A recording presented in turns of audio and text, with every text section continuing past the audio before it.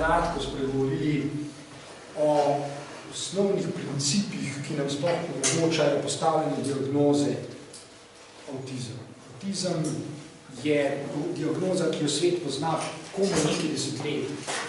Aspergerjev sindrom je izraz, ki ga svet pozna tako rekoč iz 80-ih let prejšnjega stoletja. To so zelo sveže zadeve in ni enostavno diagnosticirati avtizma. Nikakor ni enostavno, potrebnega je veliko znanja, potrebno nekaj izkušenj, zlasti so pa potrebni nabori simptomov, na podlagi katerih mi sploh lahko postavimo diagnozo avtizma.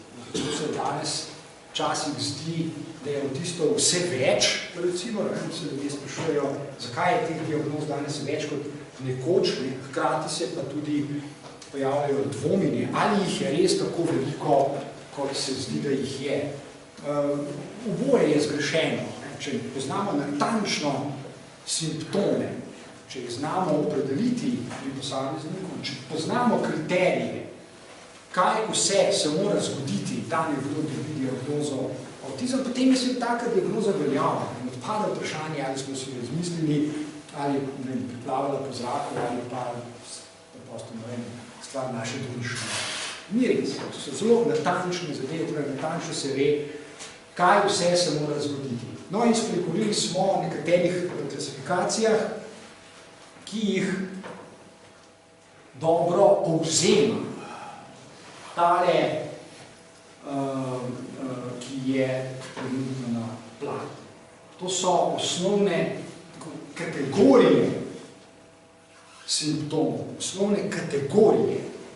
To še ni simptom, to je kategorija, znotraj katere moramo znati opredeliti, kaj je recimo socialno disfunkcionalno vedenje. To je metafora, to na samo po sebi pravzaprav še ne pove nič. Potrebno zelo natančno opredeliti, kdaj je kakšno vedenje disfunkcionalno in kdaj ni. O tem smo že govorili in bomo še. Enako velja za zoženje interesov. Da je avtizem zelo povezan z oskimi interesi, z zoženjem interesov, seveda res, kaj so zoženi interesi?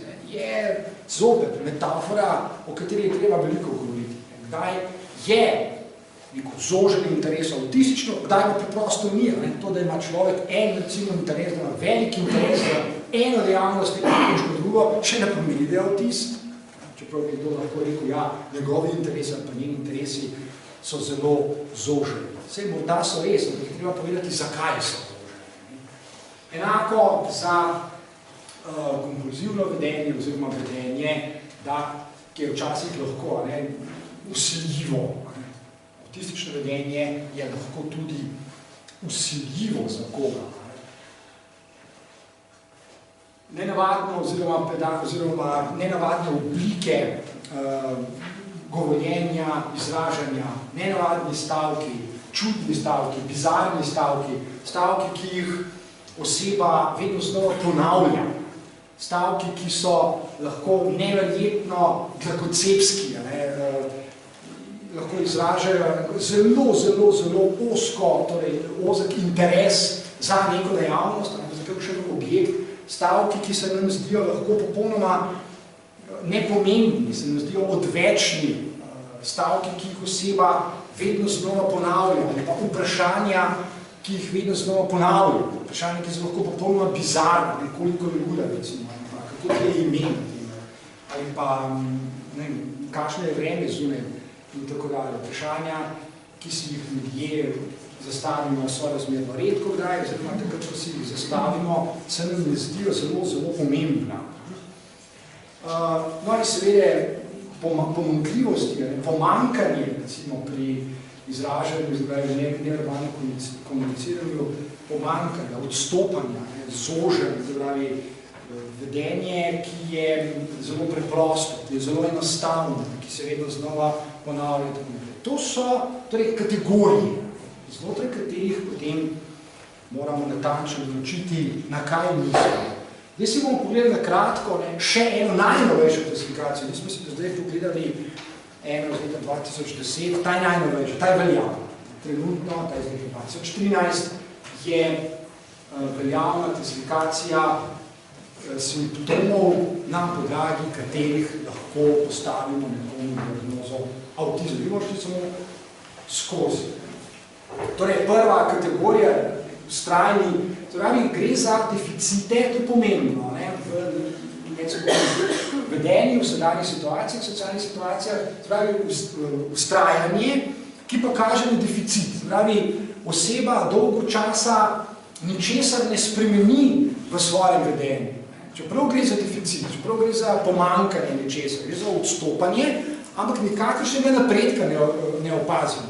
Oseba se 1 leto, 2, 3, 5, 10 ali pa dlje obnaša v tem smislu popolnoma enako in nima torej občutka, da gre za deficit oziroma za nekaj, kar bi bilo treba spremeniti ali pa popraviti ali pa nadgraditi in tako dalje. Enako gre za deficite v medsebojnih odnosih, se pravi zlasti v čustvih, socialnih medsebojnih odnosih, recipročnost. Govorimo o recipročnosti, kar pomeni, da približno to, kar človek naredi nekomu drugemu, lahko pričakuje, da bo ta naredil nazaj njemu. Pri avtizmu torej je te recipročnosti ekstremno malo, včasih pa je skoraj ni. Recipročnost, pravi oseba, to bomo kasneje si pogledali pri kognitivnih teorijah, zakaj do tega pride, oseba z avtističnimi simptomi izrazito pomankanje teh socialnih in čustvenih odzivov na to, kar se dogaja v okolju. Zato dobi človek včasih vtis, kot da za avtističnega človeka okolje ne obstaja ali pa da ni pomembno. In dejansko se včasih to tudi zares zgodi. Deficite smo že povedali, pri izražanju, torej neverbalnem izražanju, gre za izrazito skromno, revno, neverbalno izražanje. Gre za tudi tisto, kar oseba izraža, je pogosto, torej enostavno, je repetitivno, je stereotipno, je klišejsko in pravzaprav nima kakšne posebne socialne funkcije. Avtistično vedenje je v tem smislu vedenje človeka, ki se obnaša v socialnem okolju, kot da bi bil sam. Kot da ga okolje preprosto ne zanima. In seveda velikokrat ga tudi dejansko ne zanima, zato ker je za njega vir napetosti, stresa, tesnobe, anksioznosti, negotovosti, občutkov ranljivosti oziroma občutkov ranjenosti, poškodovanosti in tako dalje. Do tega lahko pride izjemno hitro, da se oseba odzove, kot da je čustveno prizadeta, kot da je čustveno ranjena. V sezadnje smo imeli pred kratkim in tak razgovor z eno našo diagnozo, ki ima avtistične simptome in ljudje, ki so bili v tisti sobi, ti niso odgazili, da kljub tem, da so hoteli biti dobronamerni, kljub tem, da so hoteli pomagati, kot se reče osebi, se je v pol minuta spravili na rob joka. Pa pravzaprav ni bilo videti, da je to opazil. Da svojimi intervencijami delujejo vsiljivo.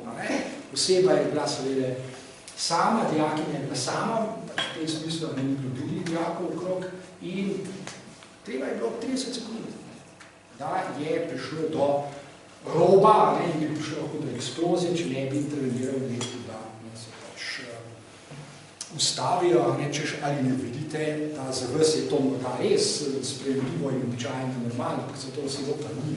Že zdavno je preveč.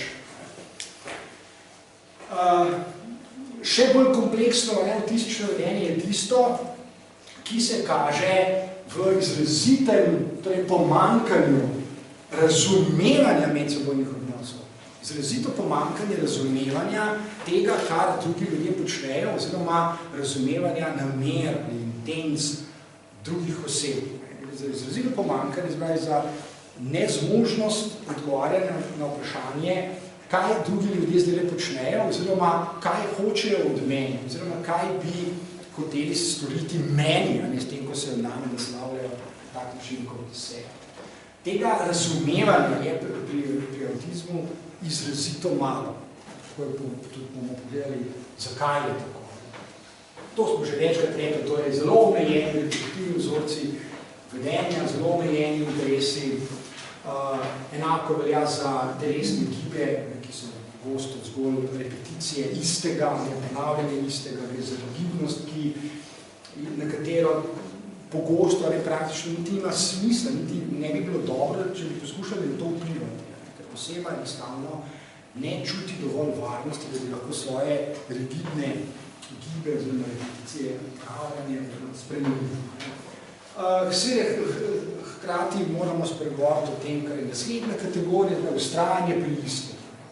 Vztrajanje pri istem se pravi, ali gre za obrede, gre za rituale, ali gre za stavke, ali gre za kdaj se kakšna stvar zgodi, ob kateri uri se zgodi, v kateri minuti se zgodi, katera dejavnost se takrat zgodi, katera se ne sme zgoditi. Zdravi, izjemno močno, nefleksibilno, neelastično vztrajanje pri rutinah oziroma vztrajanje pri istem. V določenem trenutku se mora zgoditi natanko to in nič drugega.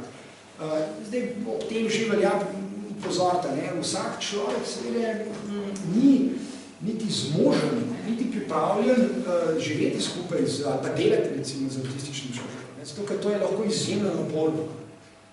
To je lahko izjemno izčrpavajoče.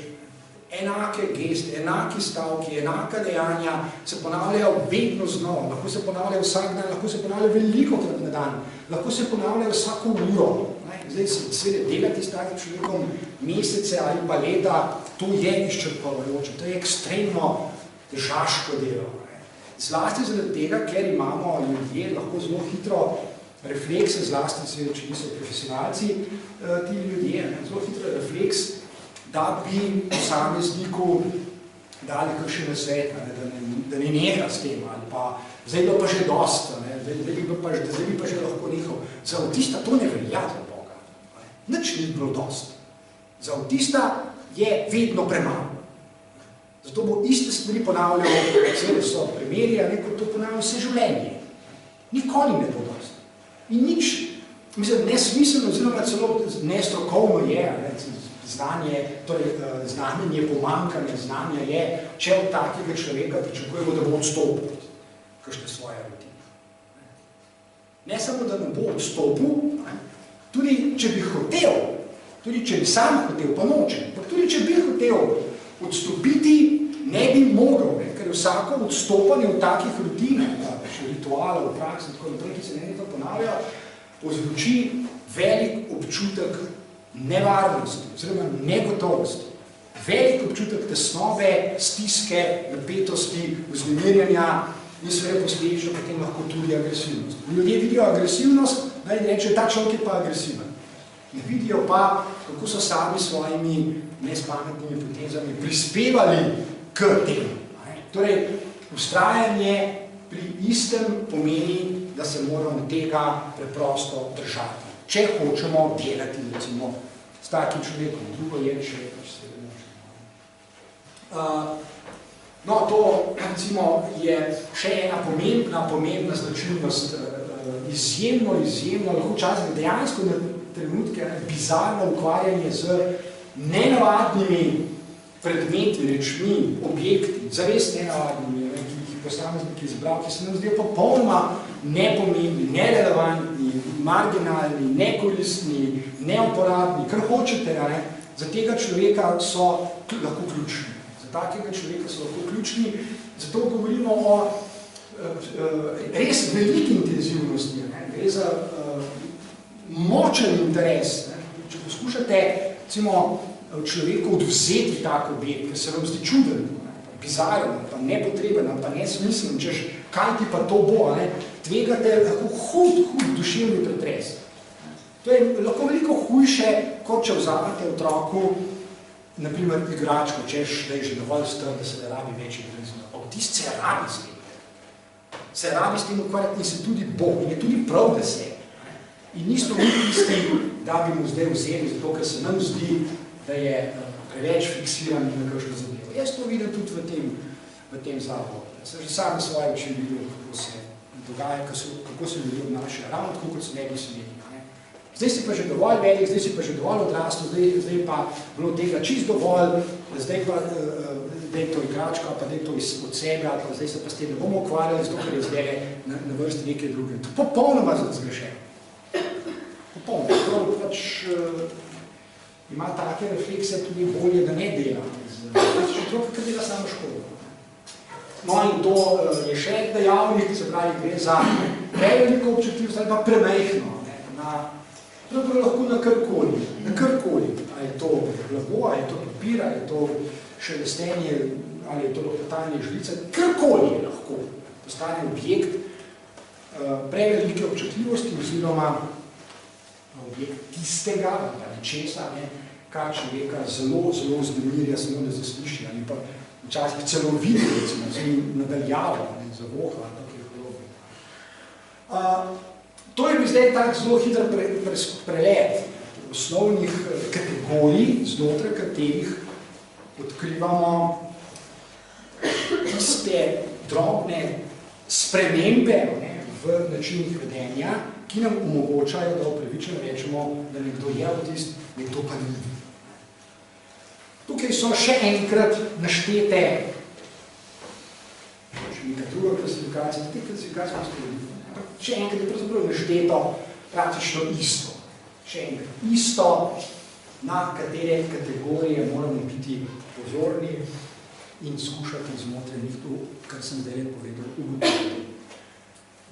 Tole, kar zdaj kažem, so izsledki in raziskav, ki so bili narejene pred kratkim, izsledki raziskav, ki je bilo vključeno na tisoče avtistov. Ne eden ali pa dva ali pa 10 ali pa 100, na tisoče. To so ogromne številke, zlasti v Združenih državah Amerike, tudi ponekod po Evropi, ampak zlasti v Združenih državah,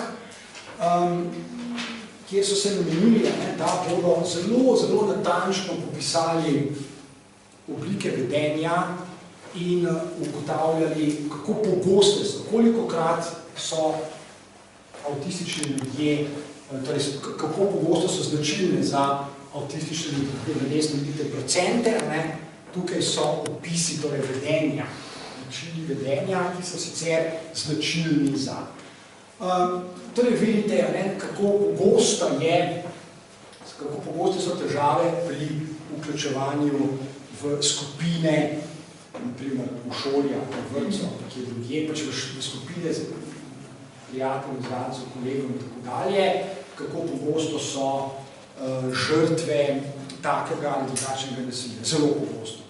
Zelo pogosto. Tako rekoč skoraj vedno. Skoraj vedno. Tako rekoč ni avtističnega otroka, ki ne bi imel teh težav. Se pravi, pomanjkanje prijateljev, pomanjkanje znancev, pomanjkanje ljudi, ki bi se z njim hoteli igrati, ki bi se z njim ukvarjali, ki bi se z njim družili, ki bi šli z njim na sprehod ali kaj podobnega in kako pogoste so žrtve nasilja, bodo se fizičnega, psihičnega nasilja, zbadanja, takih ali drugačnih žaljivk, pripomb in tako dalje. Tako rekoč v vseh primerih. Skoraj v vseh primerih. 91%.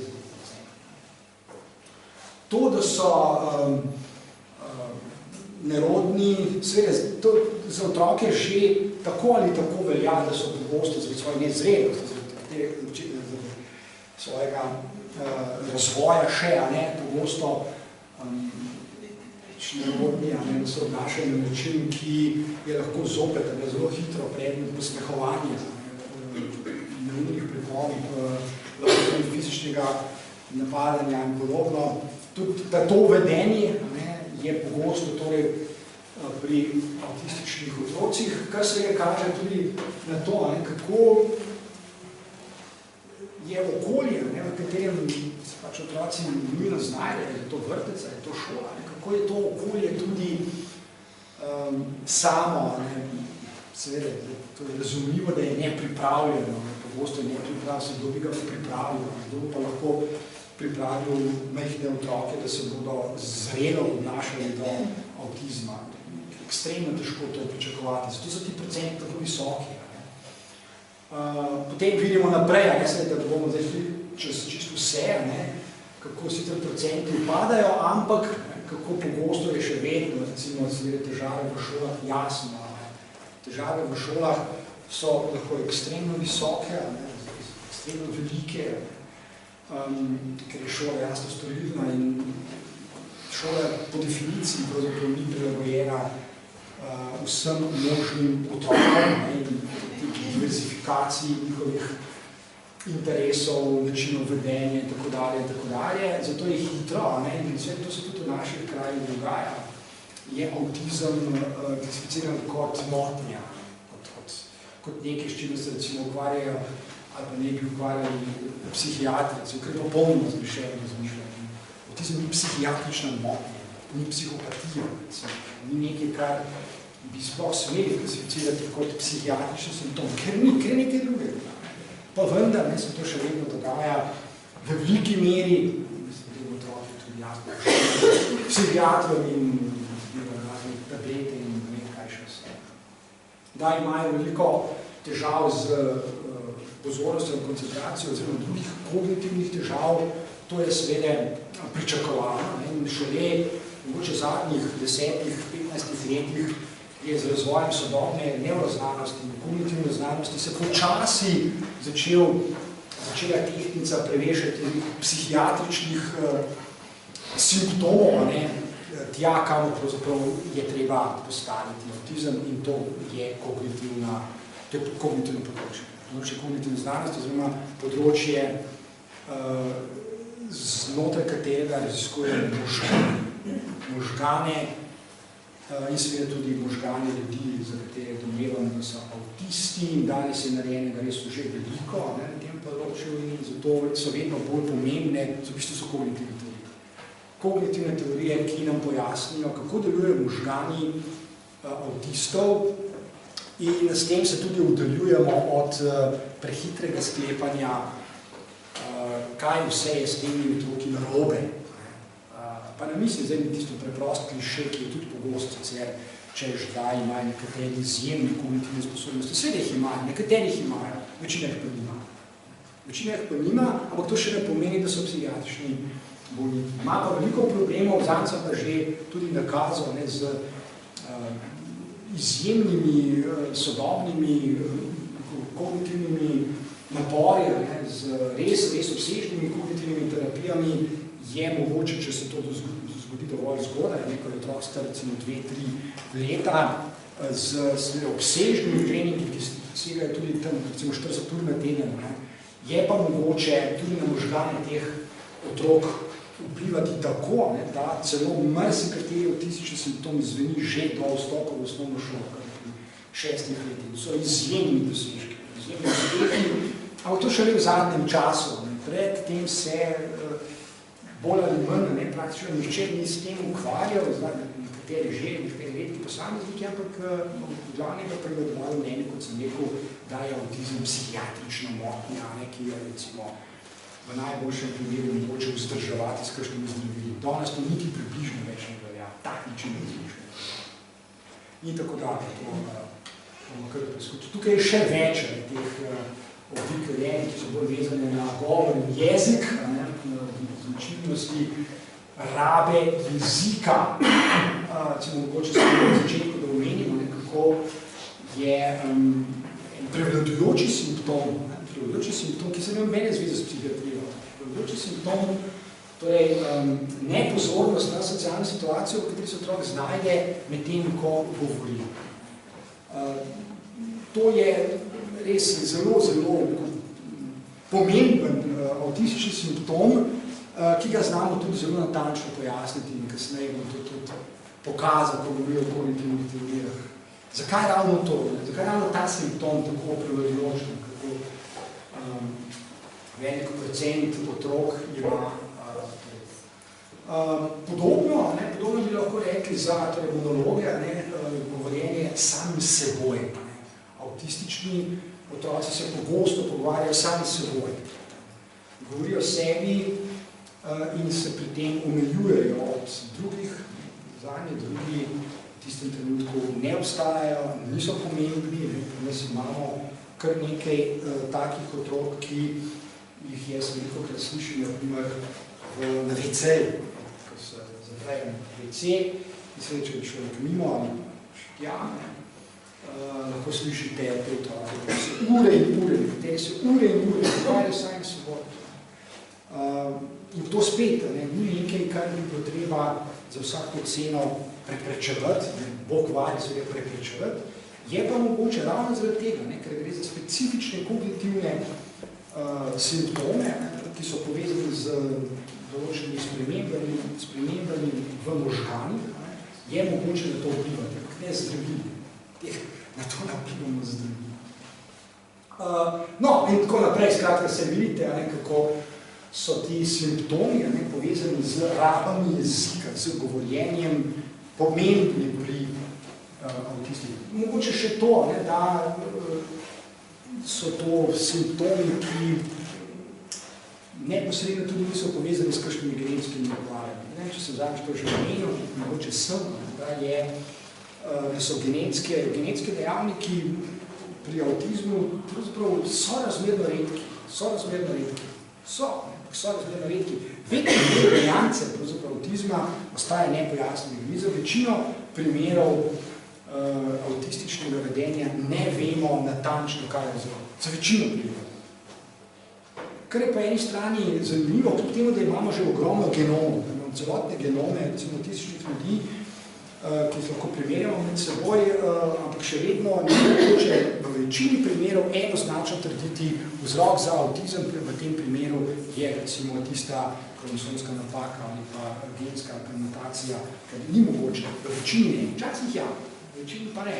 Kar je seveda Dennis Hope, je po eni strani kar fajn.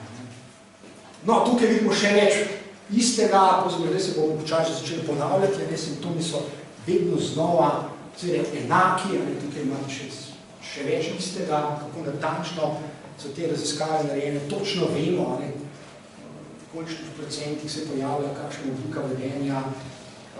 In zdaj prihajamo k temu, kar je pa res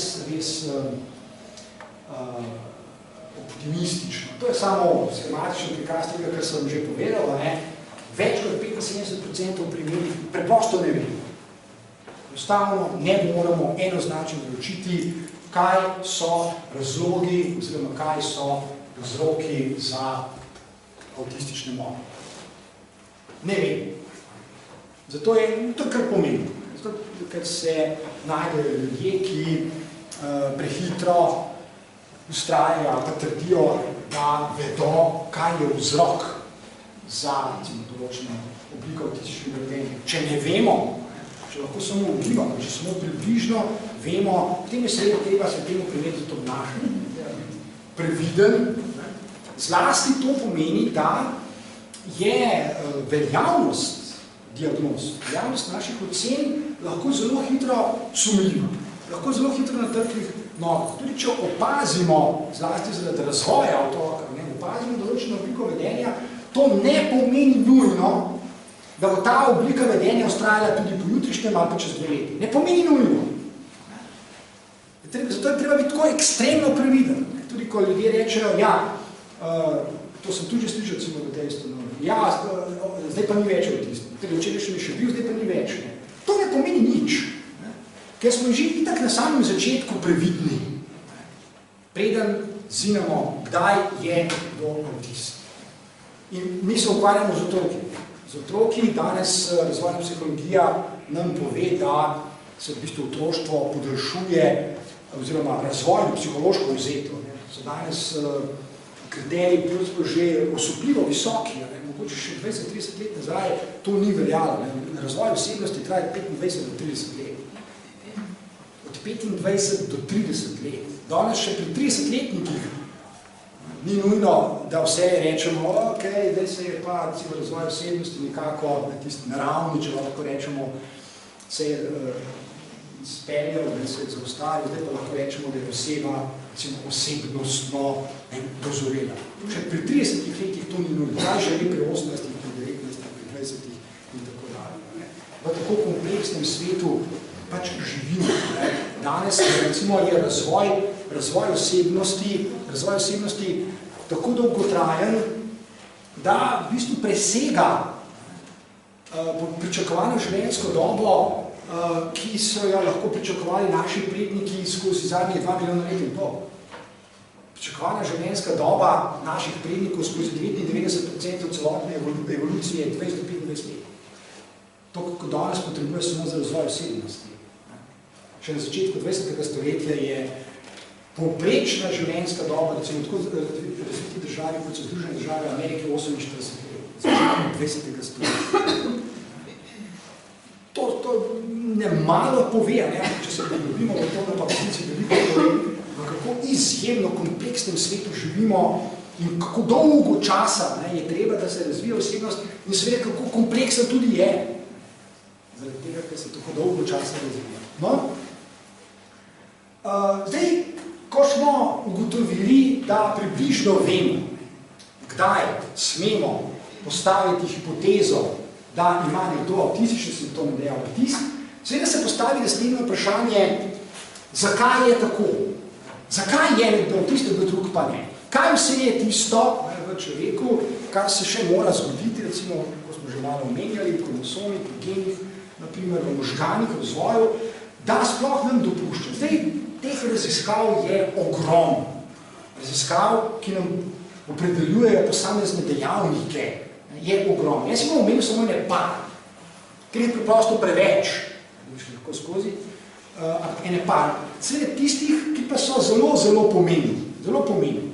Tiste dejavniki, ki pojasnijo velik del variant. Zelo omenil. Ena od zadev, to je zdaj že omenjam, vedno več je v bistvu raziskav, ki dokazujejo spremembe na teh zelo tipični, so ZNMDA receptori, so izjemno tipični, zelo pomembni receptori v možganih, ki sodelujejo v tem smislu razvoj ne samo avtizma, ampak recimo tudi vidite Alzheimerja, Parkinsona, depresije, skizofrenije in tako dalje, cele vrste neurodegenerativnih obolenj. Torej, poškodovani, oziroma prizadeti receptorji, kaj pravzaprav to pomeni? Receptorji so beljakovine. Receptorji imajo zelo tipične oblike, točno vemo, katere so, glede tega ni kakšne posebne skrivnosti, za vse receptorje, tako rekoč za vse receptorje, recimo v možganih vemo, kakšne oblike so. Bene posebne skrivnosti. In tudi vemo, kaj jih deformira, da ne delujejo tako, kot pričakovali. Kaj vse jih deformira?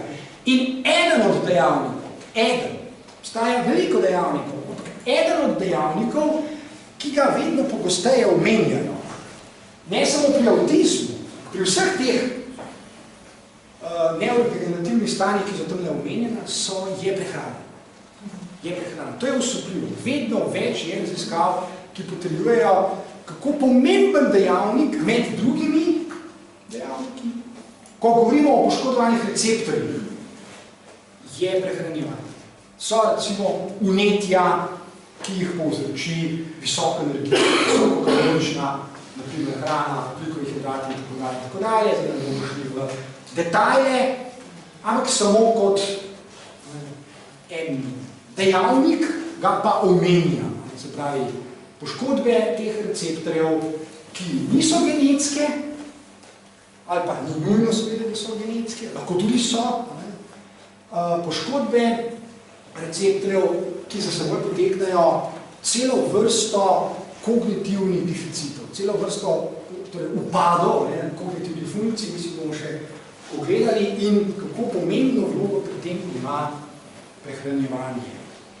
Nisem rekel, da je to vzrok, da je pomemben dejavnik. Zdaj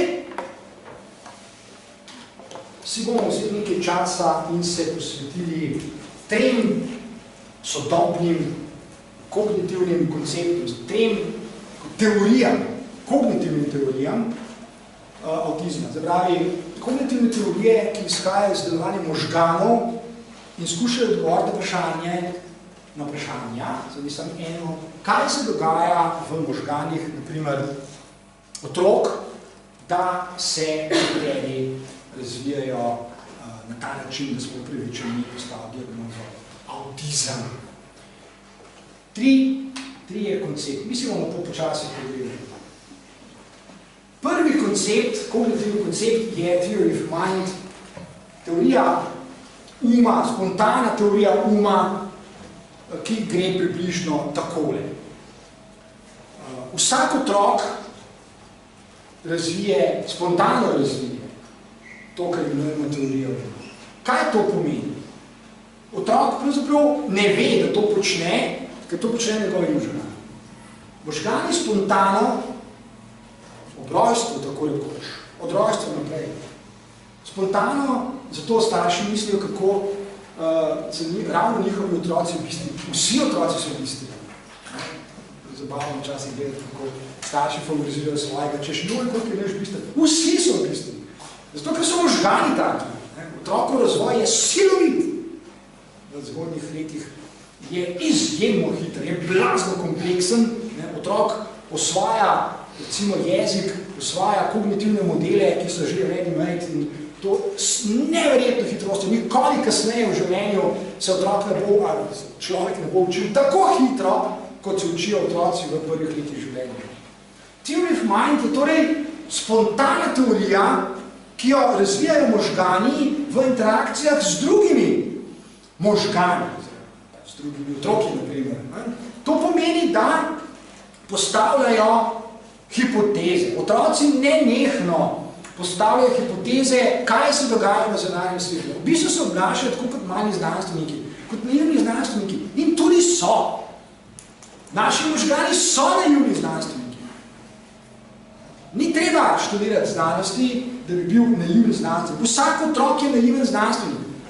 Ker možgani tako delujejo. Možgani so izdelek evolucije. In evolucija ni nič drugega kot množica testov inteligentnosti. Nekako v smislu reši naloga ali pa torej, preživi ali umri. Zato je vsak otrok, praktično ko se rodi, že sam po sebi znanstvenik, ki postavlja hipoteze in jih nenehno preverja. In izboljšuje svoje odgovore. Temu rečemo razvoje. Otrok nenehno izboljšuje odgovore na vprašanja, kaj se dogaja z njim samim, kaj se dogaja okrog njega in seveda zlasti, ker smo družbena bitja, kaj se dogaja z drugimi. Zato otroci spontano, takoj, postavljajo hipoteze o namerah drugih ljudi, mame, očeta, sestre, pač kogarkoli se znajde v socialnih okoljih. In prepoznavajo, otrokovi možgani so samodejno sposobni prepoznavati intence, namere drugih. Zato otroci demonstrirajo to, sami po sebi že, to, kar smo prej videli, da je pri avtističnih otrocih pa že težava. Otroke samo po sebi zanima socialno okolje. Avtistične otroke pa ne. Pa veliki manjši ne. Se pravi, že tukaj vidimo, pride do, lahko v prvih nekaj letih življenja do velikih sprememb v razvoju tega, kar je običajno, se pravi otroka zanimajo drugi otroci. Otroka zanima, kaj drugi ljudje okrog njega nameravajo, kaj želijo od njega, kaj potrebujejo, kaj mu hočejo, pa kaj mu storijo, pa kaj mu naredijo. Otrok prepoznava, avtomatično prepoznava, v prvih mesecih življenja prepoznava celo vrsto, recimo, izrazov na obrazu. Ne treba nič biti posebej bister. Vsak otrok je dovolj bister, da prepoznava, recimo, geste, grimase, naprimer matere. In to na desetine, na stotine, kmalu na tisoče grimas. In jih razlikuje med seboj. Točno ve, kdaj je, recimo, mati jezna, kdaj je žalostna, kdaj je vesela, kdaj je vzhičena, kdaj je besna, kdaj je... Točno ve, čeprav ne zna še tega artikulirati, recimo še preden v svoj jezik, otrok to že ve. In se tudi temu primerno odziva. Avtističen pa ne. Se pa ne odziva, oziroma se malo odziva, oziroma govorimo o že zaoženih interesih, že je bolj sam, je bolj ob strani, manjkrat se odzove, tudi ko se odzove večkrat stereotipno, enako, ponavlja in drži v varnost. Se pravi, v prvih 2-3 let se že vidi. In recimo 4-letni otroci, tipičen preizkus, ki so ga izvedli psihologi za Theory of Mind. 4-letni otrok opazuje eksperimentatorja, ki naredi tole.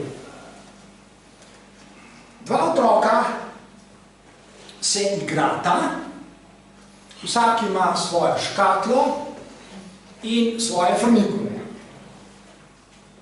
In eden od obeh otrok spravi svoje frnikule v svojo škatlo, potem pa odide v drug prostor, ker pač eksperimentator tako prosil, odide v drug prostor, v tem času pa njegov soigralec vzame njegove frnikule in jih daje iz njegove škatle v svojo. In čez nekaj časa pride tam prvi otrok nazaj in vprašanje za otroke, ki zdaj to spremljajo, vprašanje za otroke je ta otrok, ki je spravil frnikule v svojo škatlo, bo hotel dobiti svoje frnikule. Kje jih bo iskal? To je vprašanje. In 4-letni otroci, zato ker imajo Theory of Mind, odgovorijo tako, kot je prav, rečejo. Otrok bo sicer iskal frnikule v svoji škatli, vendar jih tam ne bo našel, ker mi vemo, da jih je njegov soigralec med tem časom vzel in spravil v drugo škatlo. Ker pa otrok tega ne ve, jaz sicer to vem, bo iskal tam, kjer jih pač upravičeno pričakuje, ker jih je dal v svojo škatlo in ne ve, da jih je nekdo vzel ven, jih bo tam tudi iskal. In 4-letni otrok to ve. To je izjemno zapleteno, kognitivno, to je zelo zapleteno. Jaz imam določene informacije, on pa ne. Ampak jaz pravilno sklepam, kaj bo storil on s svojimi informacijami. No, vidite, 80% otrok z avtističnimi simptomi pa tega ne zna tako artikulirati. Ne zna, ne zmore. Ne zna povedati tega, kar sem zdaj rekel. Jaz vem, da so frnikule pri soigralcu, ampak oseba A tega ne ve, zato jih upravičeno išče tam, kjer jih je pač pustila nazadnje, preden šla iz prostora. To je zelo preprost test, naprimer, in seveda takih testov je kakor hočete. So preprosti kognitivni testi, ki nam povedo, kako daleč v razvoju tega Theory of Mind je, naprimer, nekdo. Se ni važno v tem primeru, so pač to otroci.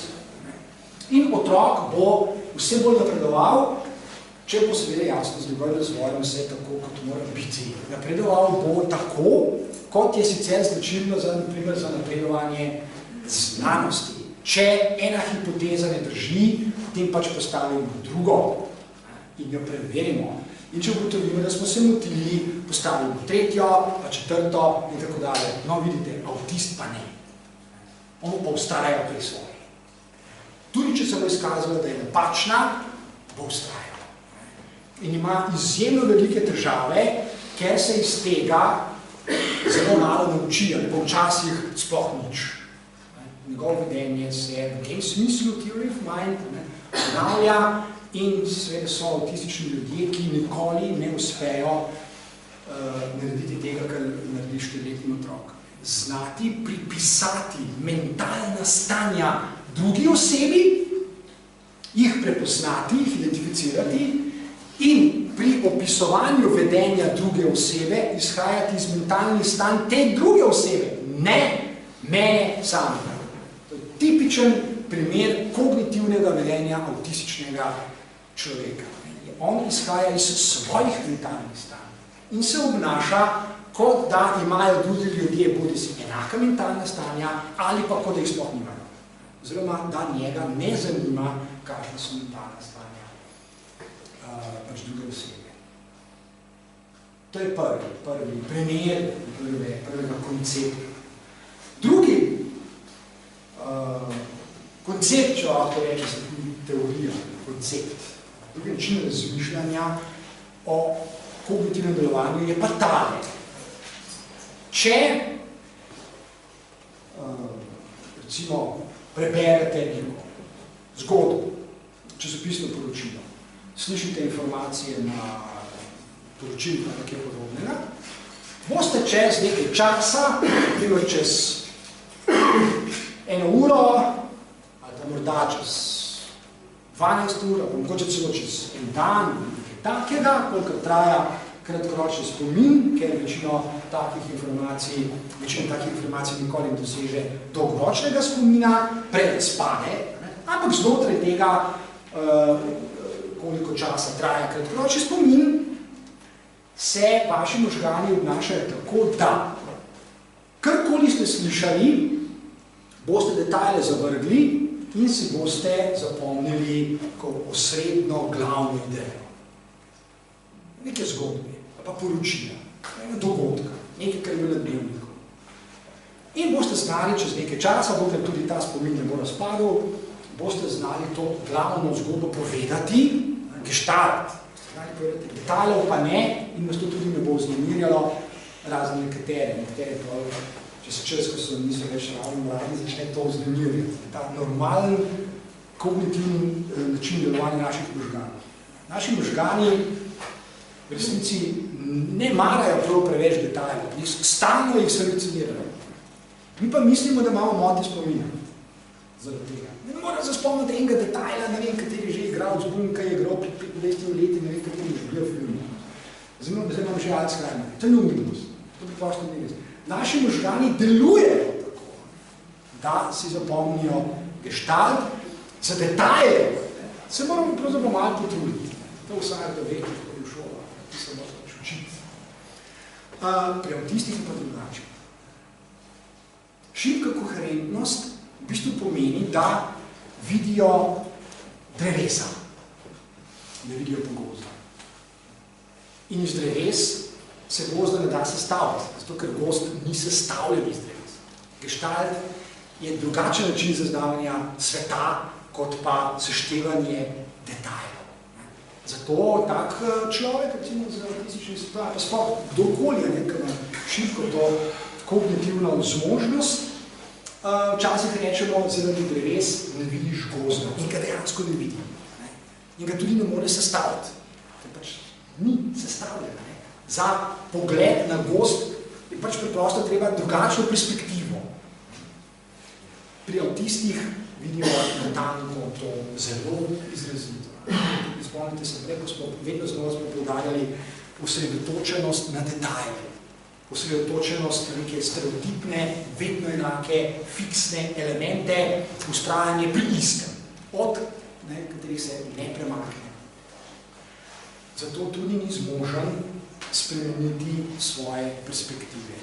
Vedno znova vztraja pri istem. In vidi na enak način, in vidi iste detajle. Na enak način jih vidi, na enak način jih interpretira in se seveda temu primerno tudi obnaša. Se pravi, zaznavanje je fiksno, interpretiranje oziroma razlaganje, kolikor ga sploh je, teh objektov je fiksno in tudi vedenje je fiksno. Vse ponavlja. Zato tudi tak otrok, na primer, ni zmožen, kar je seveda logično, ni zmožen načrtovanja. Načrtovanje prihodnosti je možno natanko zaradi geštaltov, ker vemo, da se bo nekaj takega zgodilo, kar se je že prejšnji, zato ker vemo, da delujejo taki in taki principi, lahko napovedujemo prihodnost in prihodnosti ne napovedujemo, razen tisti šarlatani, ki se grejo, ne napovedujemo detajle. Ko govorimo o prihodnosti, ko delamo načrte, vedno postavimo generalno linijo, generalne koordinate in rečemo, ok, za detajle pa zdaj ne vemo, pa ne moramo reči, kaj se bo zgodilo čez 14 dni v 3 popoldne, ne vemo. In nas to tudi ne vznemirja. Avtista pa. Avtista pa vznemirja ravno to. On ni zmožen narediti takega načrta, ker ne vidi gozda, ne more planirati svojih prihodnjih dejanj, ne načrtuje, kaj se bo zgodilo, zato ga vsak element, ki ni tak, kot on pričakuje, vznemiri. Nas ne vznemiri, ker pričakujemo, ker vemo, znotraj določenega obzorja se lahko zgodi to in to. Vse to se lahko zgodi.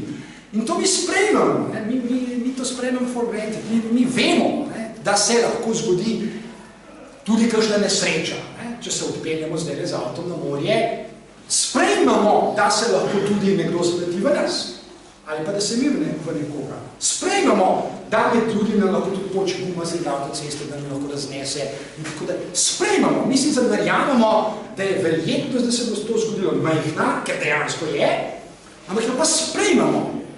In normalen človek, ko se kaj takega zgodi, pravzaprav ostane miren in reče, ja, sem vedel, da bi se lahko zgodilo, no, nisem sicer želel, da se zgodi, ampak ok, kar je. Avtista pa to totalno vrže iz tega. Avtista pa pravzaprav to katapultira v drugo vesolje. Za njega je to čista katastrofa. Ker enostavno nima v glavi take perspektive, kot je imamo mi. Tudi ne moremo, koherenca je izjemno nizka. Torej, vsak detalj, ki bo odstopal od tistega stereotipnega, na kar je navajen, mu povzroči stisko. Ta se seveda lahko stopnjuje do totalnih paničnih napadov, do napadov panike, do stresa, vznemirjenosti itd. In vidite, zdolž te spremenljivke, če lahko tako rečem, ki se imenuje koherentnost, kognitivna koherentnost v vedenju, pravzaprav vidimo ne samo za avtiste, temu bomo še pol govorili, vidimo, kako to velja za vsakega človeka. Bolj, ko je naša koherenca šibka, bolj nas stvari stira vržejo.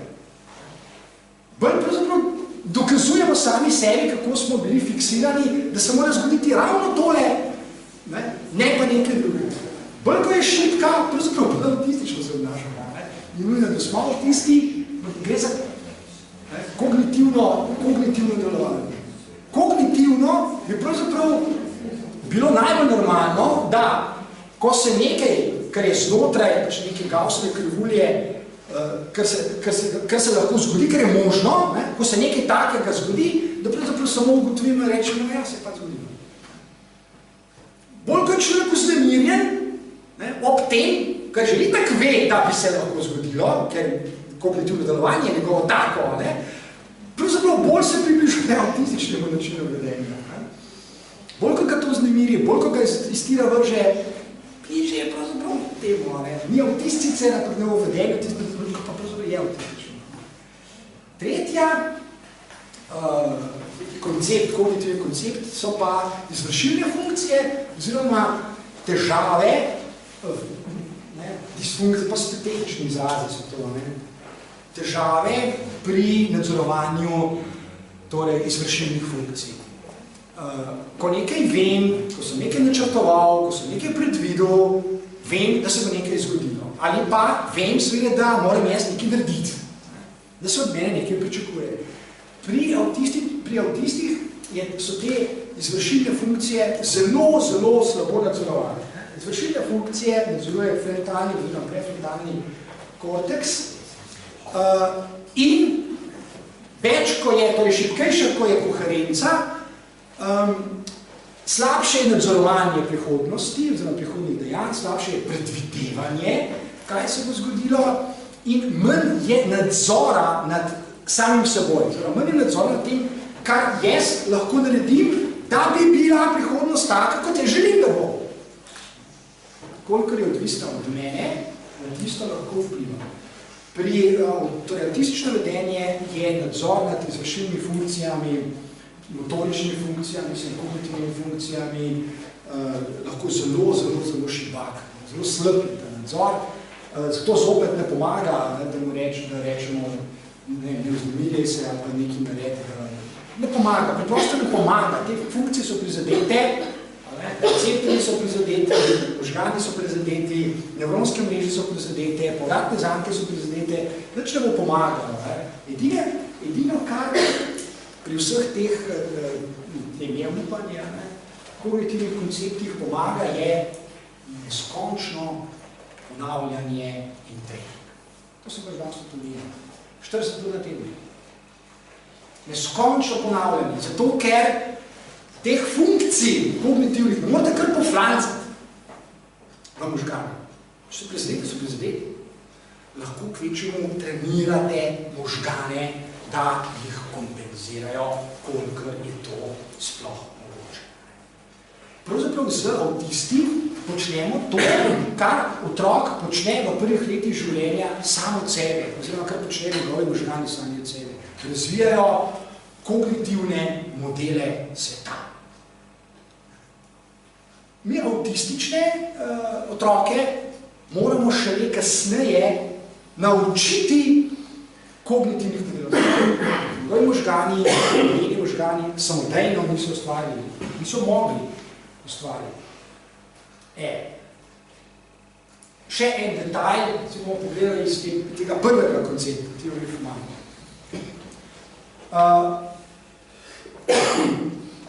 Zelo pomembno, zdaj to ček tukaj podčrtano, je, da to raziskave potrjujejo, imajo taki otroci, autističnimi simptomi, ljudje z autističnimi simptomi, očitno prizadete nevrone, ki nam omogočajo zrcaljenje. To so nevroni, ki so razmerno tudi pred kratkim, so bili še ni dolgo, ni prav dolgo, ker so jih odkrili, jih imajo tudi nekatere živali. Mirror neurons so pravzaprav empirična podlaga, možganska podlaga za to, da znamo ljudje, naprimer, prepoznavati pri drugih ljudeh podobna mentalna, čustvena in druga stanja, kot jih imamo sami. Mi jih lahko zrcalimo, prepoznamo jih. Mi se lahko zaradi tega, zaradi teh mirror neurons, ki jih imamo vsi, mi se lahko zanesemo v veliko mero, se lahko zanesemo, da drugi ljudje v podobnih situacijah doživljajo svet podobno kot mi. Ne enako, gotovo da ne, ampak zagotovo pa podobno. Na to se lahko zanesemo. Avtisti pa ne. Avtisti si pa ne zanesemo. Oni imajo očitne, zelo prizadete te nevrone, zato ta način vedenja, zanesem se na te, ti že veš, ali pa sam pri sebi ugotavljam, da najbrž ti z njega čutiš podobno kot jaz in tako dalje, to odpade, preprosto odpade. Tega kratko malo ni. Takega načina razmišljanja ni. Je pa to nekaj, kar je, to je kognitivno sklepanje. In takega sklepanja se lahko naučimo. Če se to ni zgodilo v otroštvu, če se to zgodilo samodejno, samo od sebe, z razvojem, tega se lahko naučimo. In nekateri avtisti, to včasih vidimo tudi kakšni filmu, kjer se ponovadi to malo idealizirano, ampak ni pa nujno, da je zelo idealizirano. Tega se je mogoče naučiti. Če jaz ne čutim, kaj drugi ljudje čutijo, če ne moram biti sočuten, se pa lahko naučim vedeti, kaj drugi ljudje v podobnih situacijah čutijo. Lahko se tega naučim. Enostavno vem, ni nujno, da čutim. Včasih ljudje rečejo, ja, kaj pa ti veš, ker ne moreš stopiti v moje hlače, čevlje, kam že. Sej ti tudi v moje ne moreš. Sej nobeden ne more stopiti v čevlje drugega. To je samo metafora za tole. Kot sem rekel, za veliko zanesljivostjo lahko sklepamo, kaj se dogaja z drugimi ljudmi v podobnih situacijah. Da, če smo vsi skupaj na pogrebu, je zelo verjetno, da so vsi tam bolj ali manj žalosti. Razen, če je kakšen blefer, ampak tizga pa je tako čtejemo. Se pravi, pod normalnimi pogoji, na to lahko zanesamo. In nam ni treba nič se, da bi postavljati v vlogo drugega, kako bi jaz začutil. Saj ne moreš začutiti, kaj čuti drugi. Lahko čutiš, kaj čutiš sam in sklepaš, da drugi največ čuti zelo podobno. In to zadošča. It's good enough. Popolnoma dovolj. In hkrati nam to tudi omogoča kognitivne treninge. Recimo pri avtistih. Oni se tega tudi lahko naučijo. Ne pomeni, da se zlahka, pomeni pa, da se lahko. Ker mi lahko treniramo neuroni, lahko vplivamo na njih. Vemo, kako se to tudi dela. To se pravi, če bi avtist hotel igrati na državi, težko bi bil igrati. Težko, ja. Težko. Oziroma, vprašanje čez to. Ja. To je res, ja. Ker igra dejansko pomeni kognitivni razcep. Jaz vem, da nisem Hamlet, da zdaj zgolj igram Hamleta, moje ime je Dušan in vem, da bom čez 2 ure nehal, avtist pa ne. Ja. To je ta izjemna kognitivna zmožnost, ki nam jo omogoča, recimo tudi te nevronije, zacarjanje in kognitivne sposobnosti, ki jih avtist nima in ja, oziroma nima, so prizadeti.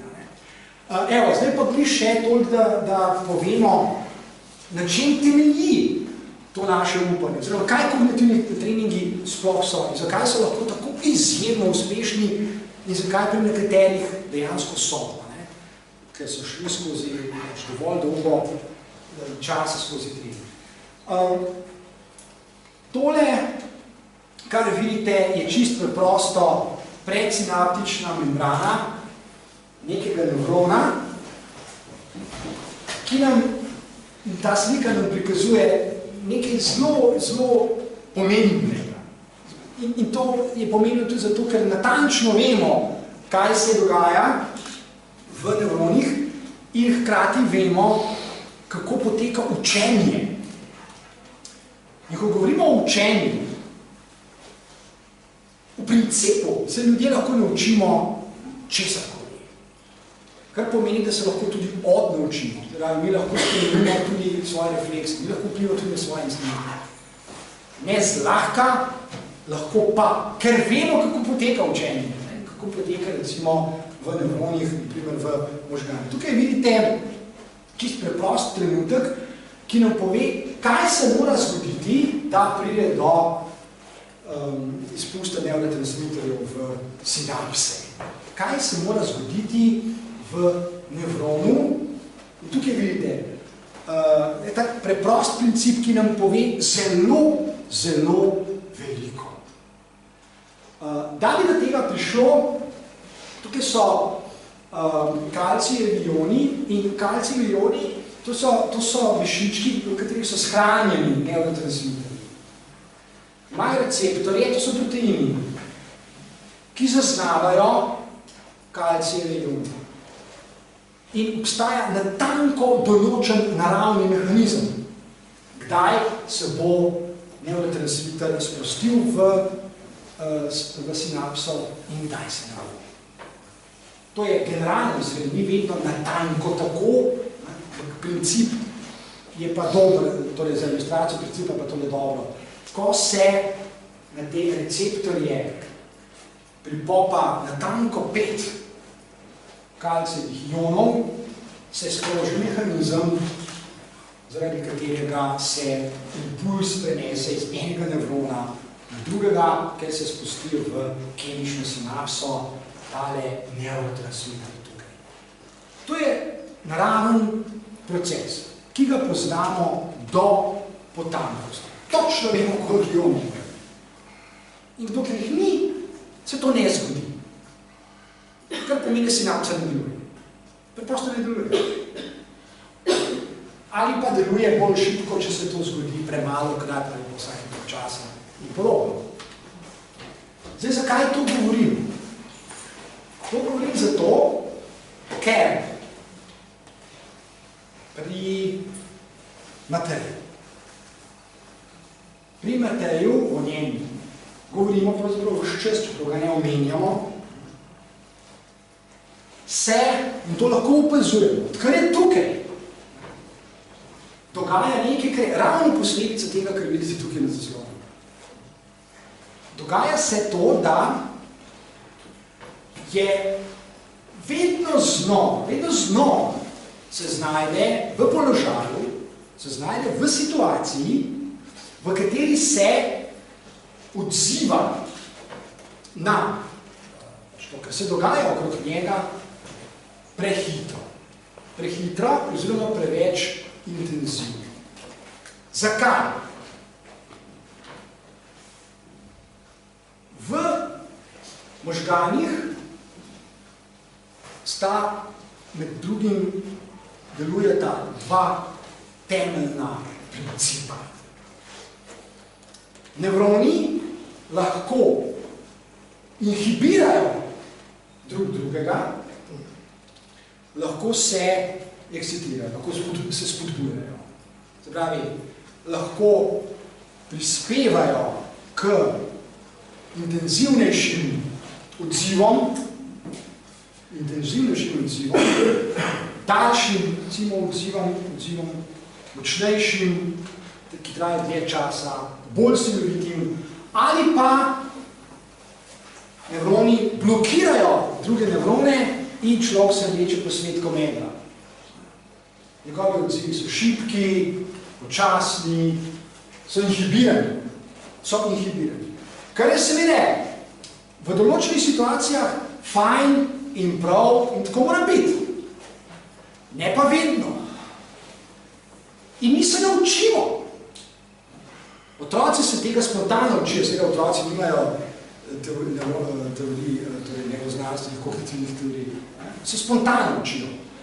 Kdaj, v kateri situaciji se odzovamo, recimo počasi, ali se šibko odzovamo, ali se pa sploh ne, kdaj se odzovamo hitro, silovito, kdaj je prav, da naš odziv, naša reakcija, recimo na nekaj traja dlje časa in tako dalje. To je vse stvar učenja. Nič ni prileženega na svet. Vse je to stvar učenja. Zdaj obstajajo temeljne koordinate, obstajajo principi, koliko je recimo inhibitornih nevronov, kateri so ekscitatorni, kateri neurotransmiteri so en, kateri so drugo, itd. Tega je ogromno. Sve obstajajo. Ampak v detaljih se pa naučimo. Naučimo se regulirati svoje odzive. Tudi seveda in predvsem na podlagi povratnih informacij, ki jih dobimo recimo od drugih ljudi ali pa za katere sklepamo. Tudi če nam jih drugi ljudje ne posredujejo, mi lahko zaradi teh zrcalnih nevronov sklepamo na nje. No, pri avtistu pa ne. Pa ne. Ali v celoti ne, ali pa zelo malo, ali pa zelo poredkoma, ali pa zelo neustrezno. Pravi, to učenje, kdaj se odzivati, koliko in tako dalje, je zelo neustrezno. No in en incident, če se spomnite, takrat je bil, ko je Matej hotel preizkusiti, kako izgleda, če dvori eni mladenki, ki mu je bila všeč, vemo, tisti, ki smo pa sodelovali, kako je to naredilo.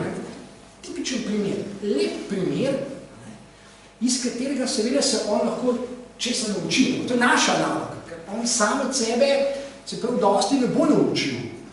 To je naša naloga, da vedno znova kognitivno ponavljamo, tako kot v znanosti. Če se zgodi X, potem se zgodi Y. Vedno znova. Kaj? Zdaj, to pa že za naslednji, samo nastavljamo. Ena od hipotez je bila tudi pred kratkim, da se mora nekaj dogajati, ko govorimo o avtizmih, tudi v amigdali. Zdaj, zakaj ravno v amigdali? Pravzaprav ni bilo treba prav deleč. Zakaj? Zato, ker je amigdala struktura v možganih, oziroma, zdaj sta dve, pravzaprav, če smo čisto nače, so 4, da se vzem, ki so zelo ključno, bistveno povezane z reguliranjem čustev, oziroma s doživljanjem čustev, spominom, zlasti spominom na prejšnje čustve, recimo, dogodke iz našega življenja. Predvsem pa je znanstvenike zanimalo, kaj je tisto, kateri tisti element, če je več, tisti dejavnik, ki očitno blokira čustveno odzivanje avtističnih. Očitno ali blokira, ali pa recimo včasih preveč, torej potencira, da pride do izjemno močnih čustvenih odzivov, recimo agresivnosti, impulsivnosti, napadalnosti, panike celo in tako dalje. In torej hipoteza je bila, da ima morda pri tem kakšno vlogo to, kar imenujemo sicer stres. In znanstvenike je zanimalo, kaj se dogaja v teh strukturah, zlasti pri avtističnih ljudeh. Generalna ideja je že dolgo časa znana, odkar vemo, kaj vse amigdala počne, oziroma kako pomembno vlogo ima pri doživljanju naših čustv in tako naprej. Vemo, kako pomembna je amigdala pri anksioznih stanjih napetosti, vznemirjenosti, ko se ne moramo umiriti, ko smo živčni, ko nam pritisk skače, ko smo pač preprosto anksiozni in se ne moramo umiriti, ne vemo, kaj ne naredimo. To poznamo. Nekateri ljudje poznajo zaradi paničnih napadov, ki jih imajo, ali tesnobe, recimo. Enako, v vseh teh primerih ima očitno zelo pomembno vlogo amigdala in pri avtistih opazujemo podobne oblike vedenja, ki so celo bolj pogoste. Pogosteje so anksiozni, pogosteje imajo napade panike. Ne vem, Špeli se zadnjič zgodilo sred banke, ko sta šli za Ireno. Nenadoma, kar bi strelje z jasnega udarja. Totalen napad panike. Seveda, socialna anksioznost to itak očitno je zelo prisotna pri avtističnih ljudeh. Socialna anksioznost, strah pred drugimi ljudmi, strah pred bližino drugih ljudi, strah znajti se tam, kjer je recimo veliko ljudi. Lahko to ali gre za socialno anksioznost ali pa celo za panične napade, ki jih doživijo. Se pravi, očitno se mora tukaj nekaj dogajati, da posttraumatični stres. Posttraumatski stres, veste, ko govorimo o posttraumatskem stresu, ne mislimo samo na vojake iz vietnamske vojne. A veste, kaj je posttraumatski stres tudi lahko? Posttraumatski stres je lahko tudi odziv človeka na en sam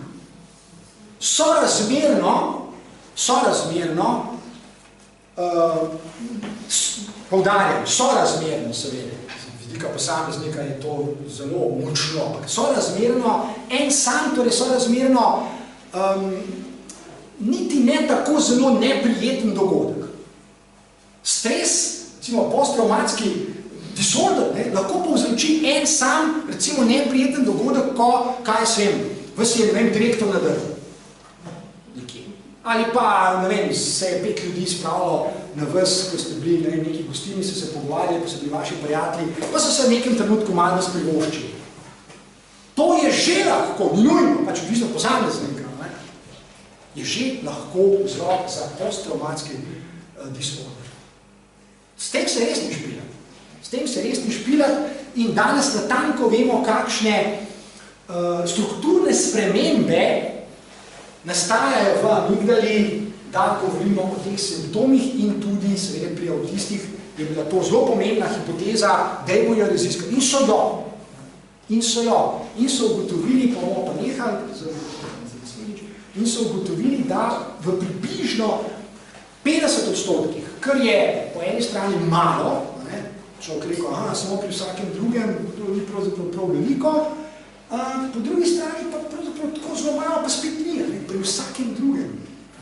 Lahko opazimo, govorimo o tistih strukturne spremembe v amigdali, zaradi katerih je prizadeto tisto vedenje, ki je pač tukaj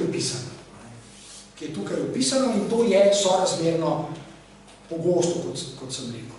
Zato je tako zelo pomembno za, recimo, avtiste, da je okolje, v katerem živijo, če se le da, kako se to da, to je drugo, čim bolj brez tega, kar sicer imenujemo stres, oziroma kar so